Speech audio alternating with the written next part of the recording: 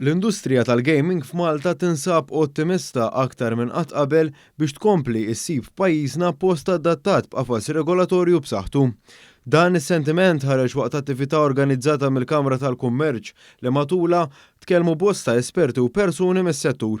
Il-President tal-Kamra tal-Kummerċ Marisa Xwiereb għamlet referenza għall-importanza li din l-industrija għandha fl-ekonomija ta' pajjiżna. Irrimarkat li 8% tal-prodott domestiku gross tal-ekonomija Maltija huwa attribwit lejn din l-industrija.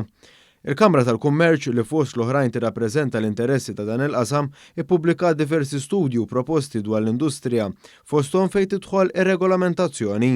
Preżenti wkoll għal din l-attività kien hemm il-Ministru għall-Ekonomija, l-Fondi Ewropej u l-Artijiet Silvio Xkembri li jinnota kif bħalissa f'pajjiżna hawn 300 kumpanija fis-settur li qed joffru mal-10,000 post tax-xogħol ta' kwalità.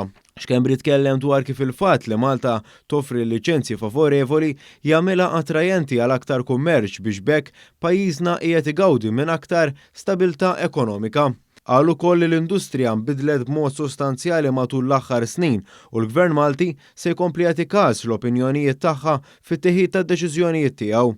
B'hekk se tingħata l-opportunità lill-operaturi biex jipprovdu pariri ta' livell ogħla fit-tfassil tal-politika tiegħu, dan mod speċjali fejn jidħol il-futur tal-industrija fl-oqsma tal-esports u t-teknoloġija immersiva. Fl-istess attività għamel intervent ukoll il-kap eżekuttiv ta' Betzin Group Pontus Lindwall li faħħar ir-relazzjoni li l-kumpanija għandha ma' pajjiżna.